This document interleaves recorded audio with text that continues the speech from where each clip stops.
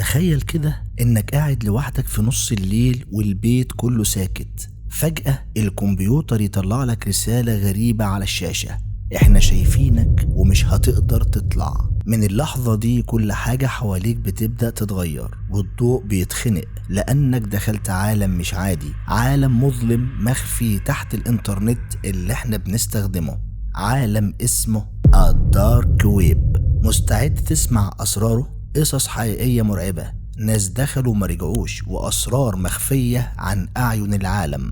أهلا بيكم في حلقة جديدة من زاوية مختلفة مع عصام الجندي. النهاردة هنتكلم عن عالم الإنترنت اللي مش بيظهر لأي حد، عالم الدارك ويب. ده عالم مليان أسرار ورعب، قصص حصلت فعلا لناس دخلت فيه واتغيرت حياتهم. بس قبل ما نبدأ خلونا نصلي على الحبيب المصطفى عليه الصلاة والسلام. اللهم صل وسلم وبارك على سيدنا محمد.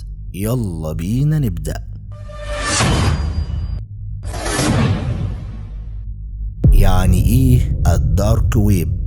هو بس جزء صغير قدام جبل جليدي كبير. تحت السطح ده فيه الويب العميق اللي مفيش محرك بحث بيظهره، زي قواعد بيانات وبريد إلكتروني وحاجات محمية. والجزء اللي أعمق بكتير هو الدارك ويب. ده عالم مخفي مش ممكن تدخله إلا بأدوات خاصة وتشفيرات معقدة. ناس كتير بتستخدمه عشان تحمي خصوصياتها، خصوصا في الدول اللي فيها رقابة جامدة. بس في نفس الوقت الدارك ويب بقى مكان لعالم مظلم، في حاجات كتير مش عادية بتحصل. في قصة مرعبة لشاب دخل الدارك ويب. في ليلة شتوية شاب صغير قرر يدخل الدارك ويب من باب الفضول. سمع عن حاجة اسمها الغرف الحمراء، مكان بيعرض حاجات غريبة وممنوعة، لكنه كان فاكر إنها بس قصص. بس لما دخل الموقع الغامض لقى صفحة كلها أكواد ورموز، وبعد شوية ظهر عد تنازلي وراها شاشتين، واحدة بث مباشر والتانية شات فيها ناس كتير. فجأة واحد كتب اسمه الحقيقي، وده خلى الشاب يحس إن في حد بيراقبه. حاول يقفل الصفحة بس الكمبيوتر جمد، وسمع صوت مرعب بيقوله لسه بدري على خروجك. من يومها حياته اتقلبت، بيستقبل رسائل وصور غريبة، حتى صور من جوه بيته. في قصة اختفاء غامضة لفتاة جامعية في سنة 2014. بنت جامعية كانت بتحب تدخل على الإنترنت المظلم ده، وكانت دايما بتجمع روابط لمواقع سرية وبتحاول تفك الشفرات الصعبة. آخر مرة اتشافت وهي داخلة مكتبة الجامعة ومعاها اللابتوب بتاعها مليان ملفات مشفرة. الشرطة لقت الجهاز بس ما كانوش قادرين يفتحوا كل الملفات دي لأنها كانت مشفرة بطريقة معقدة جدا.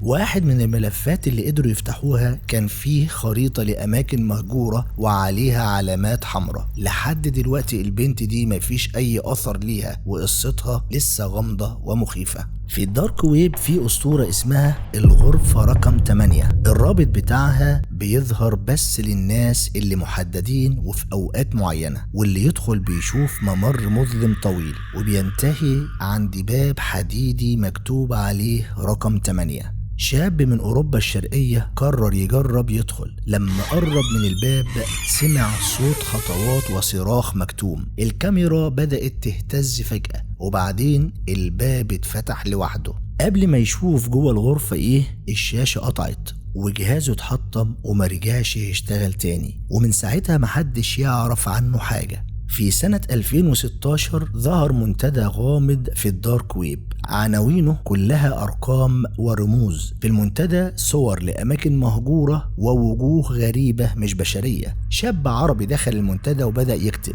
وبعدها بدأ يشوف نفس الوجوه دي في أحلامه وبعدين في الشارع.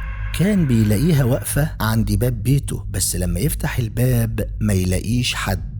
بعد كام يوم اختفى ومحدش شافه تاني. في تجربة خروج فاشلة لواحد مبرمج محترف دخل رابط اسمه مخرج اللعبة، وافق على الشروط الغامضة، وفجأة الأجهزة في بيته بدأت تشتغل وتقفل لوحدها. سمع أصوات غريبة من السماعات حتى وهي مقفولة. الرسالة اللي بتظهر له: مفيش خروج، انت اخترت البقاء. ومن وقتها حياته بقت محبوسة بين عالم الإنترنت الغامض وحياته الطبيعية.